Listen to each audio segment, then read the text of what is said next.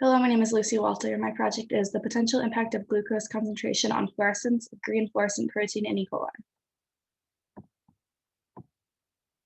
In 2018, almost 1,800,000 people were diagnosed with cancer.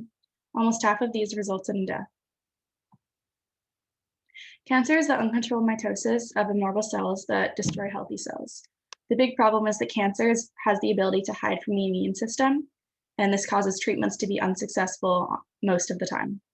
Metastatic cancer is when a secondary source of cancer is able to spread unnoticed through the blood and lymph system and develop a secondary source of cancer. This is often unnoticed, and the doctors are unable to find it before it's too late and the cancer has progressed too far. Different treatment methods are chemotherapy, which is mass deletion, which often results in the loss of hair and skin cells as well. So that's a negative side effect.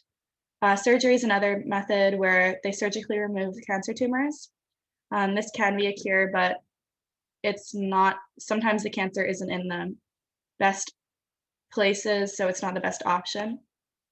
A new technique is targeted therapy, in which we're able to pinpoint the exact site of cancer by targeting specific proteins that control how the cancer grows, divides, and spreads. Overall, cancer is just very difficult to combat. The green fluorescent protein might help to target cancer cells because of it could be able to eliminate the cancer cells that could allow for targeted treatment method, eliminate side effects, and eradicate the surprise factor in metastatic cancer spread. This is the green fluorescent protein. The chromophore is the little yellow piece in the center, and this allows for it to illuminate under UV light. Glucose is something that should be taken under consideration because cancer cells are known to take up glucose from the body and use it as a source of fuel, leaving the body depleted of sugar. Blood sugar levels can drop, and it's not overall good for your health. But in order to ensure the efficiency of green fluorescent protein, targeted therapy, it needs to be ensured that the green fluorescent protein will not be at fault in the presence of glucose.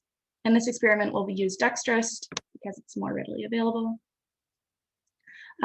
So background research overall, I've seen that the green fluorescent protein is able to be used on melanoma cells and different types of cancer cells to basically show the spread and metastasizing cancer. Most of them have been very successful. Yes. In the past, I've studied temperature levels and oxygen levels. I found in 2018 that in increased oxygen or temperature levels, there was an increased transformation efficiency of the green fluorescent protein.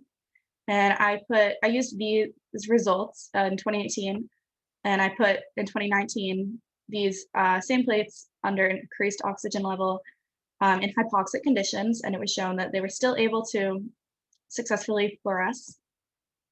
So the purpose is to research and understand methodology, indicate the importance of glucose and cancer-related studies, and demonstrate the importance of green fluorescent protein targeted therapy research. The hypothesis is that if glucose is used as the primary energy source in agar, then there will be no statistical difference between it and the control. Independent variable, glucose-dependent variable transformation efficiency control, or ABNOS, which is the alternative in microbiology as a source of fuel for the E. coli to dextrose. These are my materials.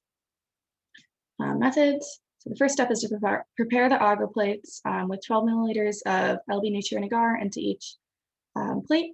Refrigerate the plates and hydrate the E. coli by adding 250 microliters of transformation solution to the vial labeled E. coli and incubate overnight at 37 degrees Celsius. This is one step in which I didn't do well. The first time around, I accidentally added to the wrong vial, so it's very important to make sure that you check the labels on the vials. Then streak the starter plates by rotating 45 degrees with an inoculation loop dipped in the E. coli culture. Select colonies. You select the green fluorescent protein colonies, and then you submerge it into the vial with the transformation solution and the piglo DNA. Heat shock helps to uptake the DNA. Strength and incubate the plates, and then, like as shown before, rotating 45 degrees, and then incubate at 37 degrees Celsius. To perform data analysis, we need to calculate transformation efficiency by dividing the total number of cells grown on the agar plates by the amount of DNA spread on the agar plates, which is 0.16 of DNA, microliters.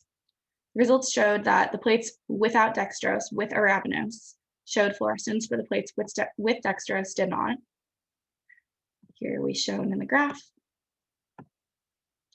The discussion, the data calculated that through a t-test, there's no significance. They're not significantly different in the dextrose and non-dextrose group. The calculated t-value of 0.1891 was less than the critical t-value of 2.160. We did see some efficiency as the p-value of 0.1891 is greater than 0.05. The null hypothesis can be accepted, and there is a difference between the means, although the plates did not both show fluorescence.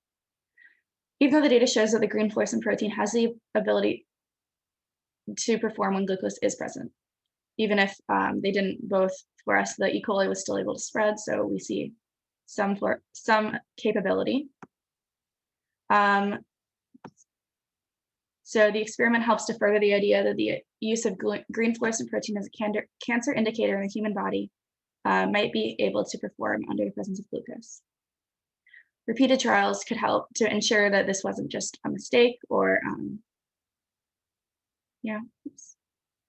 test on different bacteria and medium could help eliminate confounding variables and get more reliable results.